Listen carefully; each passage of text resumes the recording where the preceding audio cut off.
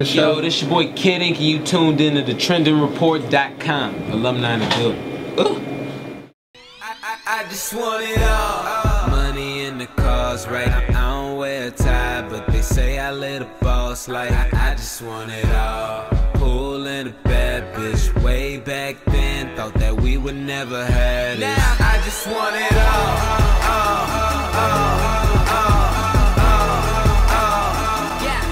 I just want it all. I'm sitting here with the world famous Kid Ink. He just got through ripping it down in Chicago. Vic Center, we just tore it down. I mean, Vic Theater, I'm sorry. Vic Theater. I be all over. Oh, good. I know you've been traveling, hitting the road like crazy. Appreciate you giving us a couple minutes. Just want to shoot a couple questions at you about, the journey.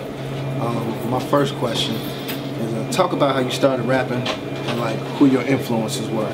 I mean, I started rapping. I got into the game really starting off as a producer, and you know what I'm saying. I made a little buzz and just got into the studio and ended up just having a lot of free studio sessions where I had like beats left over that I wasn't really getting placed, and I just, you know what I'm saying, got into the rapping thing and was writing hooks, and then from there started writing just more verses, which I did when I was young, but it was more of like a hobby, and to where I started taking it a little bit more serious. And you know what I'm saying, just my people around me were just so supportive with it that I just continued to make it more of a thing, and I started, you know what I'm saying, to catch attention from different people and hopping on mixtapes, and then I caught attention from DJ Ill Will, who hosted my first tape, and then we ended up meeting at a video shoot and just collabing on some ideas and built a relationship from there to just try to take, you know what I'm saying, into the next level, and started the alumni thing, man, and we're here. It's been, man, it's a long story, but it's, you know. Nice. Shout out to Ill Will, that's my brother. Now that your album dropped and it did very well. Man, it did. Man, shout out to fans. So where you want to take it next? What do you feel like's up next for you? I mean, I feel like definitely first, up next is just new music. I definitely need to I've been in the studio every day that I'm not on the road, just all day to the morning hours, you know what I'm saying, trying to just find that new sound and get the right records together, because I know it's just time for some new music to come out. And I feel like that's the start of figuring out what's the next step, is figuring out how, you know what I'm saying, seeing the response from the fans and seeing, you know what I'm saying, because I feel like it's been a while since I dropped something. It really, you know what I'm saying, other people, a couple months isn't that bad for some people, but I'm a music fiend and studio rat, and I just, you know what I'm saying, need to get some new stuff out there that I can rock to and perform to, and that's just, from there I feel like I'll know with the fans, you know what I'm saying, what the next step is, and what, you know what I'm saying, where to go, if I need to go back to the studio and figure some stuff out, or if I can just take it to the next step from there. Got it. You just did over 30 cities overseas in Europe. Been all around the United States since the last time I seen you. What city, what country was the most turned up?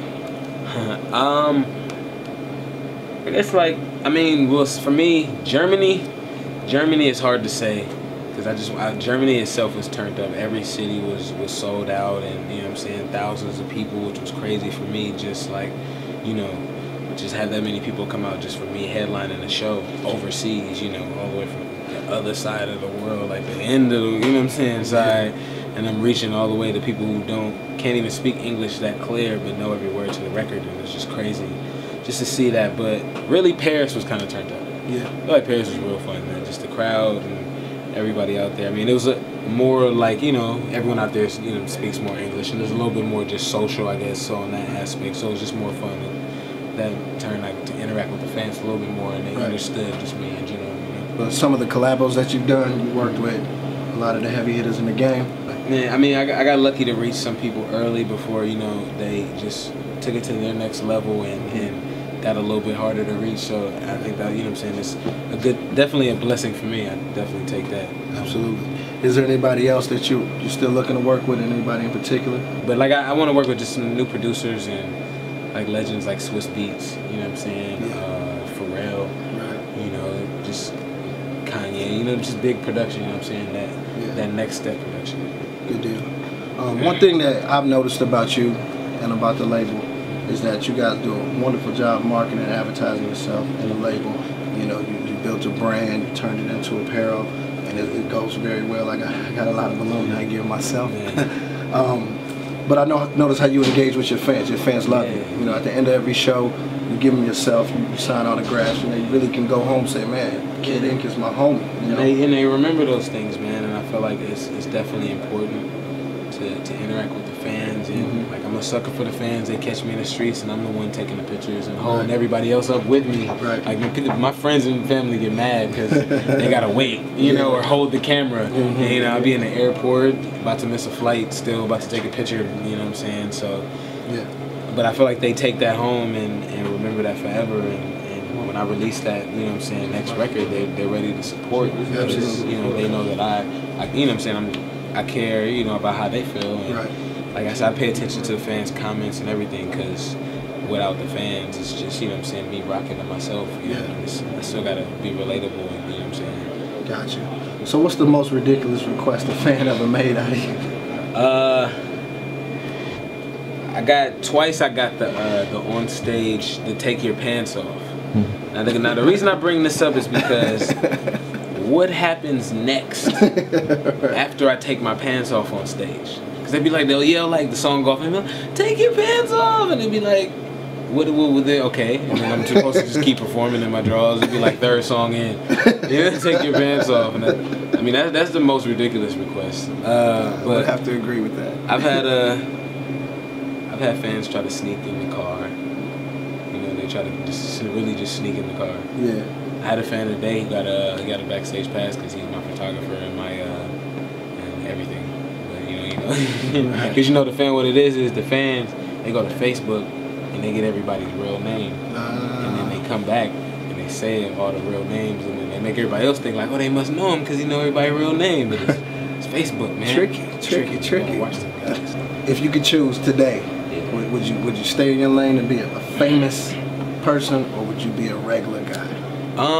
Man, I feel like I made a decision like a long time ago. Definitely when I got all these tats that, you know, I definitely just made the decision I couldn't be a regular guy. It just wasn't, you know, I don't know, I'm a real anxious person, you know. I get anxiety, you know what I'm saying, I can't sit in the office, I can't sit in, you know what I'm saying, class, even though I've, you know what I'm saying, got good grades, you know what I'm saying, in certain classes, but I'm just, you know, the stage, and then I didn't even know before that I liked the stage so much until I actually hit the stage. Everyone would tell me I'm just such a chill person, but I really enjoy, you know what I'm saying, having fun and coming alive on the stage. Coming alive on stage, it's real fun. So.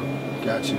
My last question for you is, this is for the fans because people want to know, like, what are you doing on your off days? What do you do when you get a minute to breathe and chill? Like off days, order good food. You know what I mean? I always don't eat that good, even though eating great in Chicago always, never fail. But eat good food and watch TV, man. I catch up on TV, but I watch TV all day. Catch up on new shows, and I feel like TV too just helps inspire ideas and just, you know what I'm saying, emotions and stuff like that. You know? So you're a regular guy? Yeah, I'm a regular guy, man. It's like watching, you know what I'm saying, a couple hours of TV. Play some, you know what I'm saying, Modern Warfare, the new Black Ops 2 about to come out. Get back into my zombies. I don't really get into the 2K12, everybody else does. Oh, Street Fighter versus Marvel vs. Capcom 3. Nobody could beat me in the game ever in the world. Ask DJ Tech what it is. I don't care what you've seen on YouTube. And that's what I do, man. That's the regular size music, you know. My man, appreciate you giving us a moment after your show.